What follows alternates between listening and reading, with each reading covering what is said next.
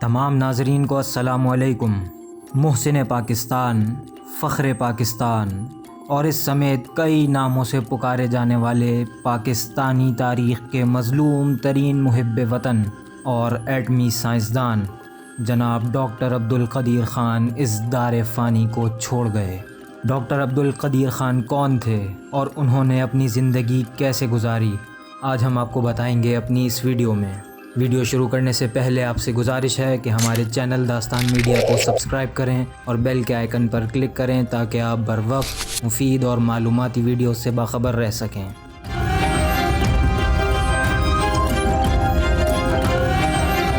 Doctor Abdul Qadeer Khan 1 April 1936 کو بر صغیر پاک و ہند کے شہر بھوپال میں پیدا ہوئے اور 1947 کو قیام پاکستان کے بعد اپنے اہل خانہ کے ہمراہ پاکستان منتقل ہو گئے اور کراچی میں سکونت اختیار کی۔ ڈاکٹر عبدالقدیر خان نے ابتدائی تعلیم کراچی میں حاصل کی اور سن 1960 میں کراچی یونیورسٹی سے میٹالرجی کی ڈگری حاصل کی، جس کے بعد وہ مزید اعلیٰ تعلیم کے لیے یورپ چلے گئے، جہاں 15 برس قیام کے دوران انہوں نے مغربی برلن کی ٹیکنیکل یونیورسٹی، ہالینڈ کی یونیورسٹی آف ڈیلفٹ اور بیلجیم کی یونیورسٹی آف لیون سے تعلیم حاصل کی۔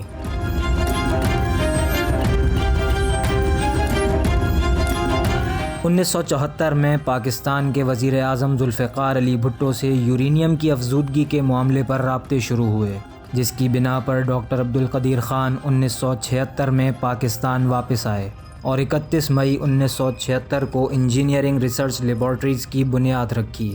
جس کا نام 1 مئی 1981 کو اس وقت کے صدر جنرل ضیاء الحق نے تبدیل کر کے doctor A.Q. Khan research laboratories رکھ دیا۔ یہ ادارہ پاکستان میں یورینیم کی افزودگی میں نمایاں مقام رکھتا ہے۔ ڈاکٹر عبدالقدیر خان نے ایک کتابچے میں لکھا ہے کہ پاکستان کے ایٹمی پروگرام کا سنگ بنیاد وزیر اعظم ذوالفقار علی بھٹو نے رکھا اور بعد میں آنے والے حکمرانوں نے اسے پروان چڑھایا۔ ڈاکٹر عبدالقدیر خان پاکستان کے وہ مایہ ناز سائنسدان ہیں جنہوں نے 8 سال کے انتہائی قلیل عرصے میں ایٹمی پلانٹ نصب کر کے دنیا کے نامور سائنسدانوں کو ورطہ حیرت میں ڈال دیا۔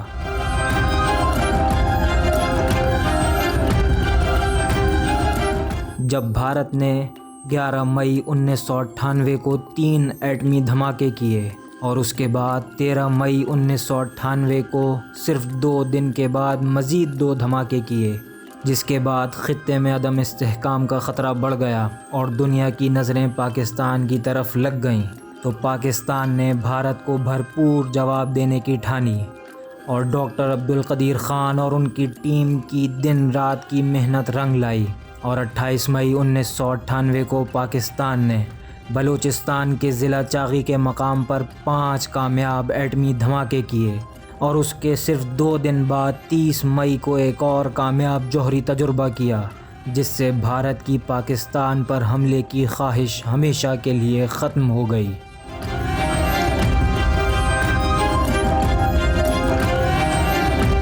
ڈاکٹر عبدالقدیر خان کو یہ اعزاز بھی حاصل ہے کہ انہوں نے 150 سے زائد سائنسی تحقیقاتی مضامین بھی لکھے۔ جنرل مشرف دور میں ڈاکٹر عبدالقدیر خان پر دوسرے ممالک کو ایٹمی مواد فراہم کرنے کے الزامات لگے، جسے انہوں نے پاکستان کی حفاظت کی خاطر سینے سے لگایا اور نظر بندی کو قبول کیا۔ سن 2009 میں عدالت نے ڈاکٹر عبدالقدیر خان کی نظر بندی کو ختم کیا، تاہم اس کے بعد بھی وہ کسی عوامی تقریب میں نظر نہ آئے۔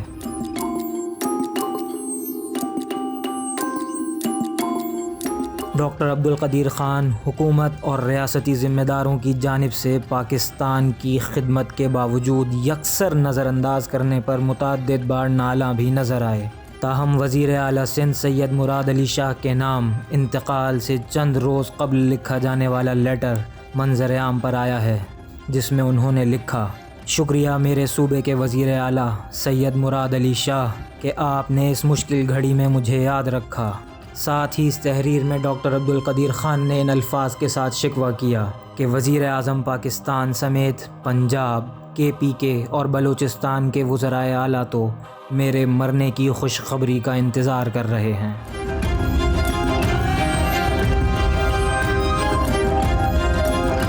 ناظرین، قومی ہیرو محسن پاکستان اور پاکستان کے ایٹمی پروگرام کے بانی ڈاکٹر عبدالقدیر خان 26 اگست 2021 کو کورونا وائرس کے سبب بیمار ہوئے اور انہیں کہوٹہ ریسرچ لیبارٹریز ہسپتال کے کووڈ وارڈ میں داخل کر دیا گیا، جہاں ان کی طبیعت بہتر ہوئی۔ تاہم 10 اکتوبر 2021 کی صبح ان کی طبیعت اچانک بگڑ گئی، جس سے وہ جاں بر نہ ہو سکے اور خالق حقیقی سے جا ملے۔ ڈاکٹر عبدالقدیر خان کو پاکستانی پرچم میں لپیٹ کر نماز جنازہ کے لیے لایا گیا، جہاں نماز جنازہ کے بعد ان کی تدفین ان کے اہل خانہ کی خواہش کے مطابق اسلام آباد کے H8 قبرستان میں کر دی گئی۔ ناظرین، 10 اکتوبر 2021 کو قوم سے اس کا حقیقی محسن جدا ہو گیا۔ تاہم ڈاکٹر عبدالقدیر خان کا یہ آخری خط تمام محب وطن پاکستانیوں کے لیے نشان عبرت ہے۔